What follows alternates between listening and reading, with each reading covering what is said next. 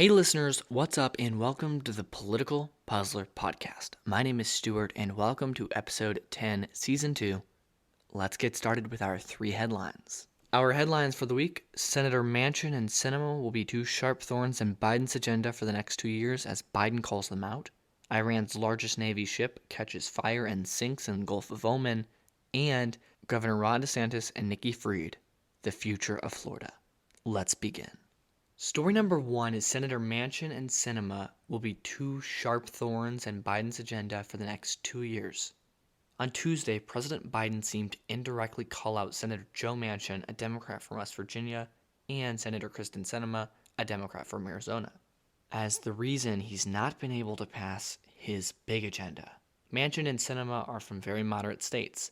West Virginia is arguably a red state and Arizona is a purple state. Biden realizes this is a problem. He understands that they're from moderate states, so Manchin and Sinema might not be fans of ending the filibuster or creating a $15 minimum wage. Biden's solution has been to tap Vice President Kamala Harris to focus on convincing these 2 senators, among other wary senators, of why you can gut this filibuster for scenarios like the Voting Rights Act, also known as H.R. 1, the For the People Act. As Republicans pass a flurry of voting laws across the country, Democrats worry that this could change the outcome of the midterm election in 2022. Joe Biden frantically wants S1, also known as For the People Act, so that it can strike down several of the current voting clauses that are being put in place in Republican-controlled legislatures. Biden wants to get rid of the filibuster so that the Senate doesn't need 60 votes to override the filibuster. Instead, they could pass laws with a simple 51-vote majority, which they have if you include Vice President Kamala Harris, the tiebreaker. Can President Biden use the bully pulpit to win over Manchin and Sinema? The bully pulpit is basically the president's power to persuade someone because he's the president. And it's unclear if Manchin and Sinema will give in to Biden's demands of gutting the filibuster or other things that moderates believe is radical. Manchin and Sinema definitely seem stronger knowing that each of the 2 oppose something that is backed by the rest of the Senate Democrat caucus. Imagine if it was just Manchin or just Sinema.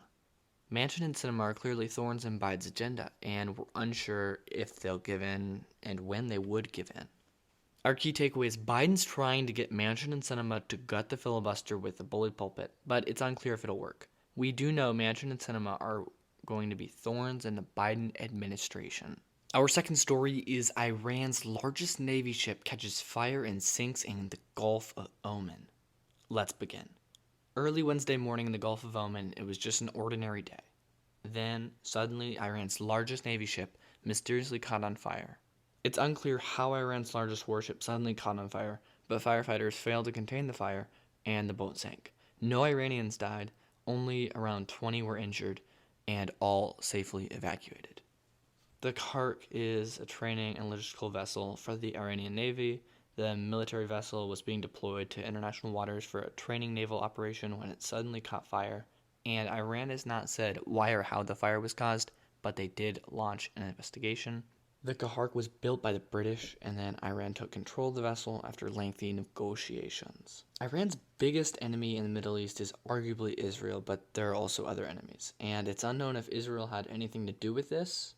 Israel and Iran have been blamed one another for repeated attacks on cargo ships this year. Israel has not commented on the most recent attack.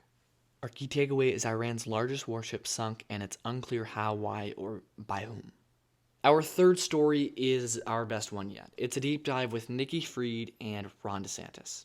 The only statewide elected Democrat for the state of Florida is Nikki Fried. Nikki Fried officially launched her campaign for governor of Florida this week, and she is launching her campaign against the Titan Ron DeSantis, setting up for one of the most contested governor races in the country of the 2022 election. DeSantis is a GOP favorite and came out of the pandemic stronger and more likable, more popular than before.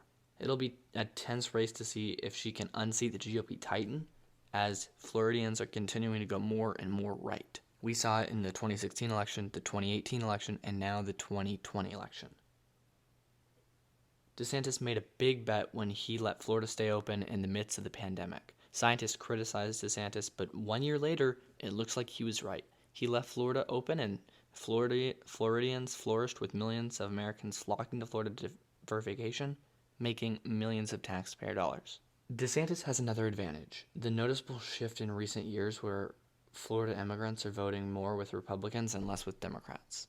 We've seen it in the past 3 elections. And in 2020, when Donald Trump won over 3% of the vote, Nikki Fried is making a big bet just like DeSantis. She's the only statewide elected Democrat for the state of Florida, and she believes that she can flip Florida blue.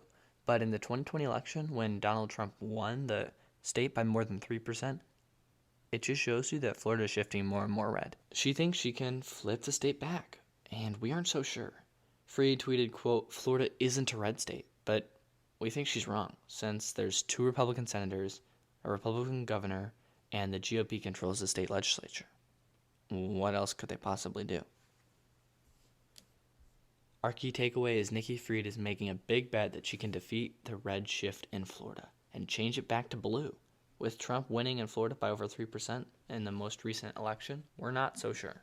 Thank you so much for listening to this episode, and I hope you have a great weekend. Thank you so much, and have a great day. If you like this episode, consider subscribing to The Political Puzzler. For Puzzler Premium, it's only $4 a month, and you get access to all of our briefings on Monday, Wednesday, and Friday. Thank you so much, and have a great day.